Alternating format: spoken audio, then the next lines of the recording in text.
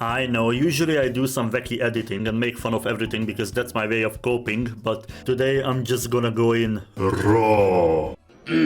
Because this needs to come out one way or another. This Legends Festival is ass. Now, I'm not saying that it's the most ass festival ever happened to the game, because oh brother, we had Legends Festival 2022 and holy shit, that was one of the most awful things that ever happened to the game. Tag SSJ Force with awful animations, and 17, who cares about 17? Trunks and Vegeta with awful animations, and the standalone Zamasu. These are all awesome characters for a monthly banner. The only thing that redeemed that whole festival was Ultra Blue Gogeta, but he's the guy who introduced counter gauges, so I'm not even sure how to feel about that either. Now let's talk a bit about 2024. I'm gonna start with a bang and tell you guys what I absolutely despise about this year, and it's really pissing me off. We got all these releases over the span of 12 months, some of them crazy hype units, some of them are meh, but I was always the type of guy who was into these nobody asked for character type of releases, because I love it when they actually make use of the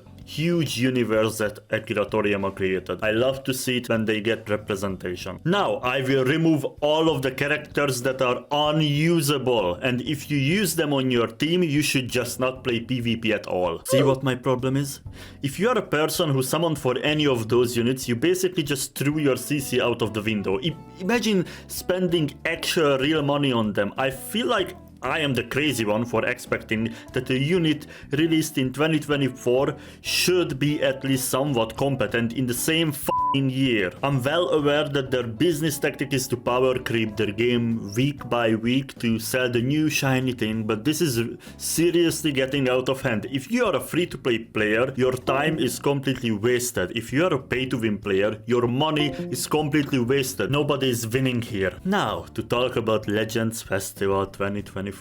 I've always heard in the community that Legends Festival is sometimes even more hype than the anniversary itself. In 2018 we got the first Legends Limited character. In 2019 we got the SSJ4 Duo. In 2020 we got UI Goku for part 1, then Gogeta Blue and Broly for part 2. In 2021 we got the first tag unit. We don't talk about 2022. In 2023 we got Transforming Beast Gohan and the Tag Blues. Then the game original Goku and Bardock for part 2. In 2024 we got 4 monthly banners. I am sorry, but these units are uninspiring and boring as hell. Goku Black is absolute trash. If you think otherwise, I'm happy for you. You are entitled to enjoy the game or the character you pulled for, but the second you get into higher ranks, all this unit does is eat a Rising Rush. That's it. He has no other utility, but I'm not gonna go into details because there's another video of this topic already. He even got a busted Awakened equipment, but guess what it gives to a defense character? More HP. Pure double defense, more health restoration. No, more damage, because clearly that's what he's been missing. Transforming Vegeta Blue. Really? Because having a Vegeta at the anniversary wasn't enough. This is another trash release. Because what does he do? He transforms and does infinite combos. Very cool. I'm a future main, but I dropped the team completely because I'm not playing with this boring unit. I hate playing as Vegito because I fall asleep while I'm infinite comboing someone. And I hate playing against Vegito because I fall asleep while he's infinite comboing me. I know a bunch of you don't understand what's my problem here, because obviously I'm winning, so I must be having fun.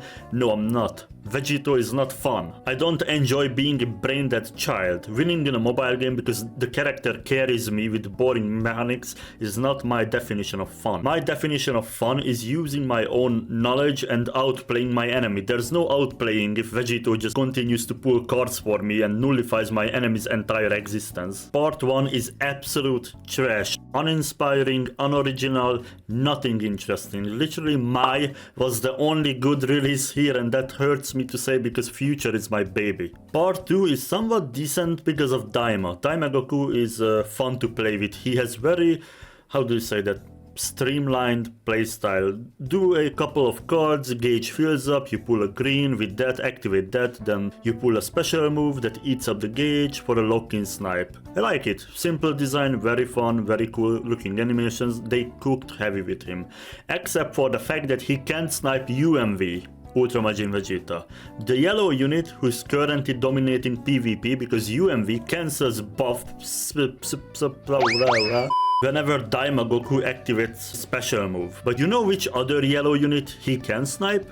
Goku Black, because that guy is just such a menace. He's your top priority to snipe. Tamagami number 3 is one of the most glorious things that ever left Bandai's HQ.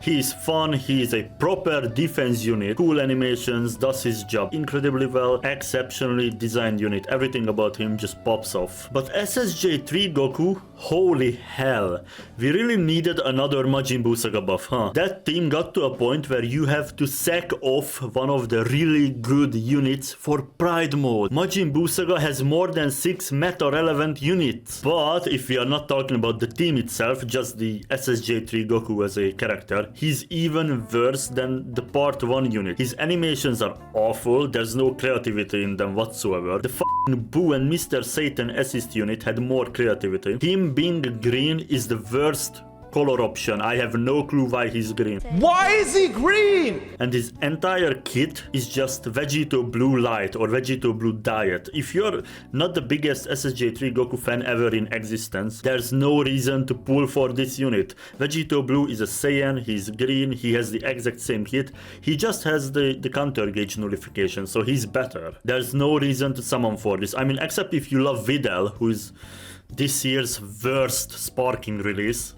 Why didn't they just release Dabura, for example? He's also a weapon wielder, it would fit the team, why not? Or a Gohan with the Z-Sword. At this point I will take another Gohan, at least he would be undisputed number 1 in the game. I have no idea what the Legends team is cooking, but someone has to take that wooden spoon out of their hands, because this is not it, Chief. I don't know what they are releasing at the end of the year as the new Ultra, but even if it's SSJ5 Goku from Dragon Ball AF, it wouldn't be able to save this complete show. Thank you for watching, or something like that.